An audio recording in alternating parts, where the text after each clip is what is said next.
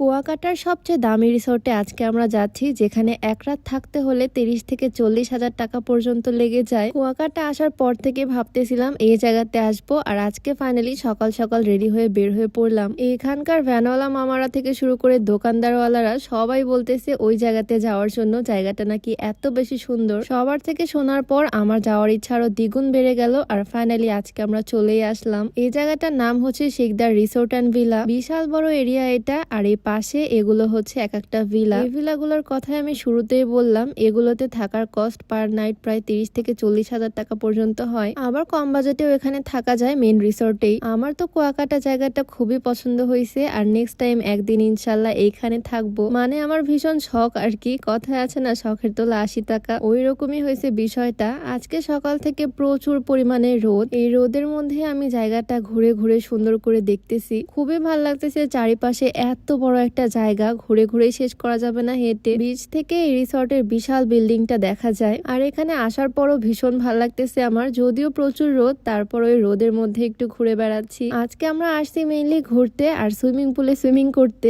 এই ভিতরে এরিয়াটা হচ্ছে সুইমিং পুল। এই জায়গাটাও ভীষণ সুন্দর। আমি এসে এক জায়গাতে বসে আছি, আর আমার হাজবেন্ড চলে গেছে পানির মধ্যে। এই রোদ আর গরমের মধ্যে আমারও ইচ্ছা করতেছে আমিও নামি, বাট কি আর করার, সে আমাকে নামতে দিবে না। সে নাকি একা একাই আজকে সুইমিং করবে। আমার আর কি, আমি পা ঝুলিয়ে দিয়ে বসে আছি, এইটাই আমার শান্তি। দেন ওকে ভুলিয়ে ভালিয়ে পটিয়ে অনেক করে বললাম যে এই রোদ আর গরমের মধ্যে আমিও একটু পানির মধ্যে নামতে চাই, আর অবশেষে পারমিশনও পেয়ে গেলাম। আর ভিডিওর মাঝখানে একটু বলে রাখি, তোমরা যারা লম্বা হতে চাও, উচ্চতা বাড়াতে চাও, তোমরা চাইলে এই কম্বোটা ট্রাই করতে পারো, যেখানে আছে হাইট গ্রোথ প্লাস সাপ্লিমেন্ট আর হাইট ডেভেলপ সাপ্লিমেন্ট। এই দুইটা প্রোডাক্টের কম্বো একসাথে খাওয়ার মাধ্যমে শরীরের হাড়ের দৃঢ়তা বৃদ্ধি করবে, হাড়ের শক্তি বৃদ্ধি করবে, আর হাড়ের বৃদ্ধির মাধ্যমে মূলত উচ্চতা বৃদ্ধি করবে। এটা সম্পূর্ণ প্রাকৃতিক উপাদান দিয়ে তৈরি। দুধের সাথে মিক্স করে খেতে হবে প্রত্যেকদিন, হরলিক্স বা কমপ্ল্যানের মতোই। ছেলে মেয়ে যে কেউ খেতে পারবে। আর এই কম্বোটা তোমরা পেয়ে যাচ্ছ ফিট ক্যাফে 24 ফেসবুক পেজ থেকে। পেজটা আমার ডেসক্রিপশনে দেওয়া থাকবে। তো অনেক জোরাজোরির পর ফাইনালি আমি নামলাম পানির মধ্যে, আর কি যে ভাল লাগতেছে এই রোদ আর গরমের মধ্যে ঠান্ডা ঠান্ডা পানিতে। বেশ কিছুক্ষণ পানির মধ্যে মজা করলাম দুইজন,